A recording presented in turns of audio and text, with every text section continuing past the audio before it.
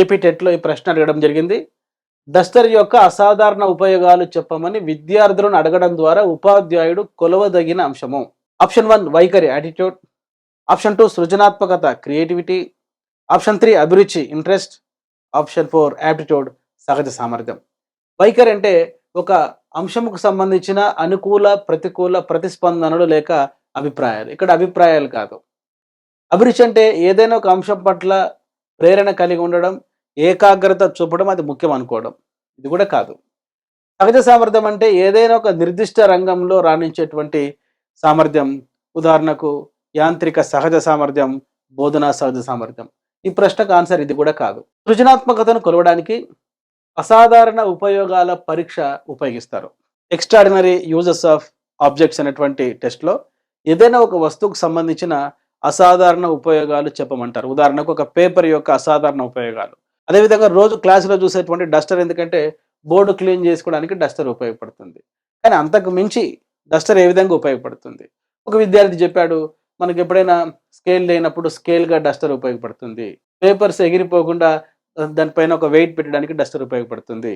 అదేవిధంగా untrained teacher అయితే చెప్తారో, విద్యార్థులు అల్లరి చేసినప్పుడు వాళ్ళని కొట్టడానికి కూడా డస్టర్ ఉపయోగపడుతుంది. సైకాలజీ అర్థం కానప్పుడు తల పగలు కొట్టుకోవడానికి కూడా డస్టర్ ఉపయోగపడుతుందని. ఈ విధంగా ఒక వస్తువు యొక్క డస్టర్ యొక్క అసాధారణ ఉపయోగాలు చెప్తే దాన్ని క్రియేటివిటీ అంటాం, సృజనాత్మకత అంటాం. సృజనాత్మకతను జేపీ గిల్ఫర్డ్ ఏమని నిర్వచిస్తాడంటే, విభిన్న ఆలోచనయే సృజనాత్మకత. So divergent thinking is intelligence. So యొక్క డైవర్జెంట్ థింకింగ్ని మెజర్ చేయడానికి అనేక సృజనాత్మక పరీక్షలు ఉన్నాయి. ఆ పరీక్షలలో అనేక అంశాలు ఉన్నాయి.